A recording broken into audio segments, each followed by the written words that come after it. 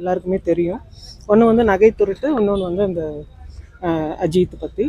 So இதில் நகை திருட்டு வருமா ஃபஸ்ட் அப்பியரன்ஸ்க்கு நான் வந்திருக்கேன். 9th வந்து வர சொல்லியிருக்காங்க. ஸோ நெக்ஸ்ட் வந்து அடுத்து அப்பியர் ஆகணும். இதில் வந்து நான் சொல்லிக்கிறது என்னென்னா, மீடியா வந்து ஒருத்தவங்களை வந்து மிகப்பெரிய உயரத்துக்கு கொண்டு போகிறவங்களும் மீடியா தான், அதில் பாதாளத்துக்கு கொண்டு போகிறவங்களும் மீடியா தான். இதில் எந்த நிலைமையில் என்ன வந்து மீடியா வச்சுருக்குன்னு அவங்க எல்லாருக்குமே தெரியும். நான் வந்து முழுக்க முழுக்க சட்டத்தை நம்பி நான் இங்கே வந்திருக்கேன். ஏன்னா சட்டங்கிறது தப்பு செஞ்சவங்களை தண்டிக்கிறதுக்கு மட்டும் இல்லை, தப்பே செய்யாதவங்களை காப்பாற்றுறதுக்கும் சட்டம் இருக்குது. ஸோ அதை நம்பி தான் நான் வந்திருக்கேன். என்னை சுற்றி வந்து எந்த பொலிட்டிக்கல் க்ரௌடும் இல்லை, என்னை சுற்றி எந்த ஒரு அட்வொகேட் க்ரௌடும் இல்லை. நான் தனியாக தான் வந்திருக்கேன். ஈவன் ஆல் என்கொயரிஸ், கடுமையான என்கொயரியில் கூட நான் தனியாக தான் வந்துட்டுருக்கேன். ஸோ நான் வந்து எந்த ஒரு ஹையர் அஃபீஷியல்ஸோ, எந்த ஒரு பொலிட்டிக்கல் க்ரௌடோ, எந்த ஒரு அட்வொகேட்டோ, ஈவன் போலீஸ் ப்ரொடெக்ஷன் கூட நான் கேட்கல. நான் சோஷியலி ஈவன் என்னோடய ஒர்க் பிளேஸில் கூட நான் நிறைய ஒரு சின்ன சைன் கூட நான் கஷ்டப்பட்டுட்டு தான் இருக்கேன். எப்படியாவது பிரச்சனையில் மாட்டி விடலாம் அப்படிங்கிற மாதிரி ஒரு ப்ராப்ளத்தில் தான் என்னோடய லைஃப், டெய்லி லைஃபு இதுக்கப்புறம் போயிட்டே இருக்குது. ஸோ என்ன நடந்ததுன்னு கூட தெரியாமல் கண்டபடி என்னை மீடியாவில் பேசினவங்க திட்டினவங்களுக்கெல்லாம் நான் சொல்லியிருக்கேன். இது வந்து it shows your quality and not my quality. அதுதான் நான் சொல்லிக்கிறேன். அப்படி ஒன்றும் அவங்க சொல்லலை சார். நீங்கள் வந்து அதை பார்த்தீங்களா? ஸோ இதில் எந்த லீடு இல்லைன்னு சொல்லியிருக்காங்க. ஸோ இந்த லீட்னா பார்க்கிங் பிளேஸில் நோ கேமராஸ் அது. ஸோ அதனால அவங்க சிபிஐ போட்ட எஃபர்ட் வந்து கண்டிப்பாக ரொம்ப மிக கடுமையான ஒரு எஃபர்ட் தான். எல்லாருமே அவங்க ஃபேமிலி இதெல்லாம் விட்டுட்டு வந்து இங்கே மாத கணக்கில் ஸ்டே பண்ணியிருந்து நிறைய எஃபர்ட் போட்டாங்க. அவங்க என்கொயரி பண்ணாத பிளேசஸ் இல்லை, எதுவுமே இல்லை. ஈவன் எங்களை கூப்பிட்டப்பையும் நாங்கள் ஃபுல் கோஆப்ரேஷன் தந்தோம். ஒவ்வொருத்தருமையும் நம்ம வந்து ஒரு கவலையோடு தான் போயிட்டு வந்தோம். இருந்தாலும் எங்கள் அம்மா வந்து ரொம்பவே சிக்காயிட்டாங்க. அதுக்கப்புறம் வந்து அவங்க நடக்க கூட முடியாமல் போயிட்டாங்க. அவங்களையும் பார்த்துட்டு டெய்லி நான் காலேஜ் போயிட்டு வரது எனக்கு ஒரு டாஸ்க்காக இருக்குது. லாஸ்ட் வீக்கெல்லாம் ஒருத்தர் வந்து ஃப்ரண்ட் வீலில் அப்படியே டம்முன்னு மோதுறாங்க காரில், அவர் அப்பாவும் பையனும். உனக்கு போலீஸ் நிறைய சப்போர்ட் இருக்குல்ல, என்ன பண்ணுவ பார்க்கலான்னு கேட்குறாங்க. நான் அமைதியாக தான் வர முடிஞ்சது. ஏன்னா இந்த திரும்ப திரும்ப நம்ம ஒரு ப்ராப்ளத்தை போய் கம்ப்ளைண்ட் பண்ணிகிட்டே இருந்தோம். நம்ம இன்னைக்கு கோர்ட்டுக்கு வரணும்.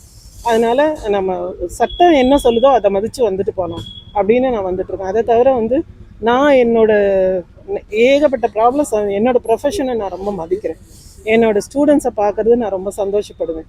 அந்த வேலை வந்து கெடக்கூடாது அப்படிங்கிறதுக்காக தான் நான் இவ்வளோ சகிப்புத்தன்மையோடு நான் வந்துட்டு போயிட்டேன். கண்டிப்பாக நான் வந்து நீங்கள் என்ன ஒரு நகை தொலைச்சா நீங்கள் என்ன பண்ணுவீங்க, ஒரு பணம் தொலைஞ்சா நீங்கள் என்ன பண்ணுவீங்க?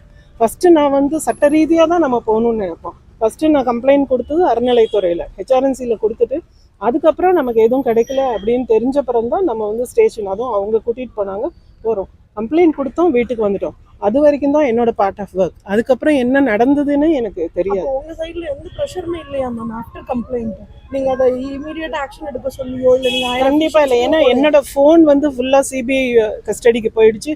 என்னோட ஆதார் எடுத்தால் என்னோட நம்பரில் வந்து எத்தனை நம்பர்ஸ் வந்து நான் வாங்கியிருக்கேன் அப்படிங்கிறது கண்டிப்பாக எல்லாருக்குமே இப்போ டெக்னாலஜி டெவலப்மெண்ட் எல்லாருக்குமே தெரியும். ஃபுல்லாக எல்லாமே ஸ்கேன் பண்ணி ஈவன் டெல்லி வரைக்கும் கூட என்னோடய ஃபோன் போயிட்டு வந்து என்னோடய ஃபோன்லேருந்து ஒரு கால்ஸும் போகல, எங்கேயும் போகல. அது வந்து அது நிரூபணம் ஆயிடுச்சு. எதுவுமே எந்த அழுத்தமுமே இல்லாமல் ஒரு அது வந்து உங்களை மாதிரி எனக்கும் ஒரு ஆச்சரியம் தான்.